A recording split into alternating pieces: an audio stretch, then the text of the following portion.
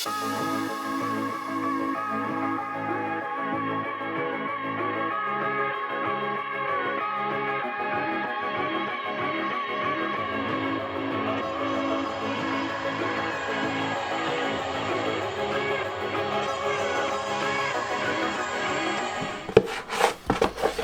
so drywall's up.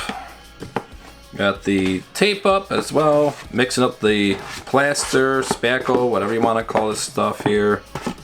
Yeah, try to make this look like a peanut butter pretty much. You know, it's first time for everything. This is my first time doing this, so let's see how we do.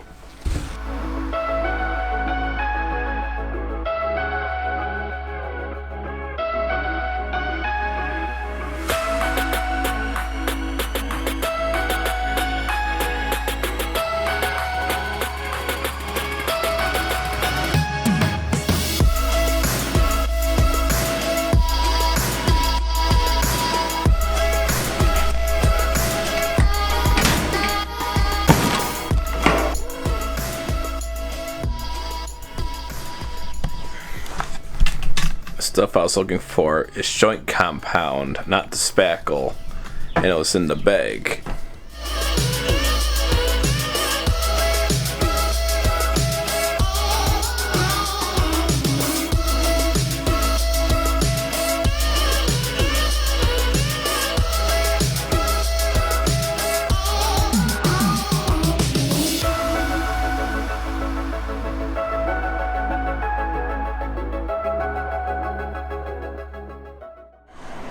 Looks pretty good. Just gotta wait for this to dry for the 24 hours. Good thing we got the dehumidifier going over here to speed up the process.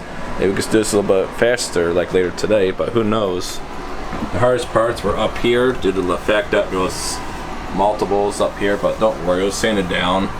And this is only coat 2 of the joint compound, or spackle, whatever you guys want to call it, but I think it's more joint compound anyway. So we'll see.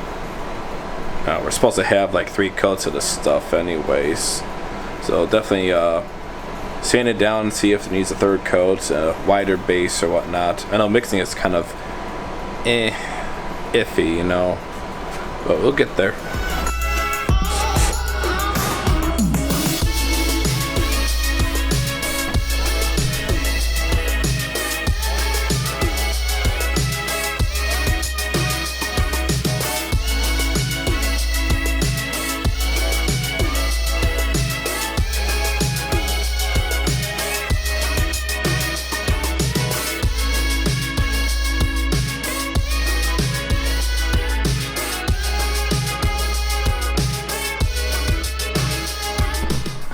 Alright, so it's doing a little testing here, examining. So this looks nice and such, where you had all the corners and such the way it was here. Unfortunately, it wasn't exactly what I planned afterwards. So I placed a piece right afterwards, right into this, thinking, oh, this might look pretty, but I started to look at other borders around the house and such, so I decided to do this for B. Got the top pieces in. I started with this piece here at the bottom. Worked around it from there. Made it flush. You know, it matches the rest of the house as far as the borders go.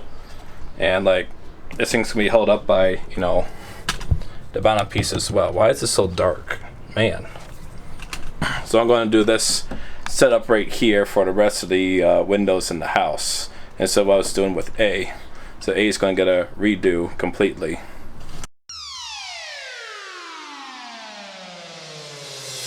Alright guys, made a new set of trim here as well to go with this to hide up the inner piece here. If I can take this out. Okay, screw that, I can't take that out. Here we got a little inner piece here for the trim that goes right into the slot. Just to hide up the inside there with a little caulk down at the bottom here. For those of you wondering, I wonder if I said this earlier or not. I'll say it now again, like if I haven't said it before. All this wood I'm using here is free. So I know some of you guys are going to say, they're like, hey, why don't you buy the trim instead of just making your own, wasting wood? It's like, no, No, I was given this wood for free. Or actually, I was not given wood for free. I was told, like, hey, take as much as you want. So, okay, I take a, few handfuls. So here's how it looks. Got these all in place.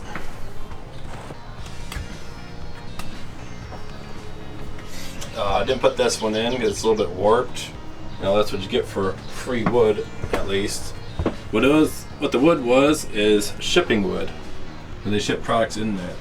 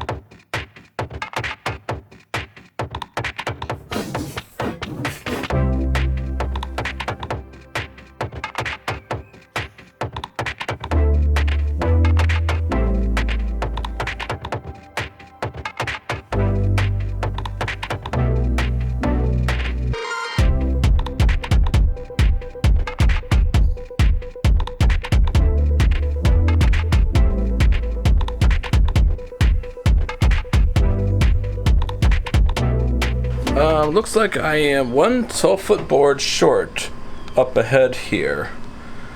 Now, like I said, the wood is free to get, which means I was limited on getting this. I thought I would have enough, even though I started off with a double before heading out to a single. So either go out and get some more, or just finish up doing doubles only.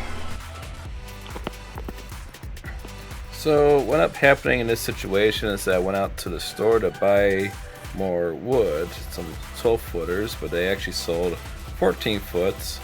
The one I was about to get, I would have to mill myself, but I ended up realizing they'd already have tongue and grooves already made there, so it made myself more easier to just buy the pre-made ones and use what they've got. And it turns out it costs $16 for the 14-footers. I only need like 134 inches of it, which is almost a 12-foot. It's actually under it. I think if I would have been buying the wood for this project, I probably would have been over $2,000 so far. I've not collected all the receipts yet to see how much total I've went through, but I will near the end.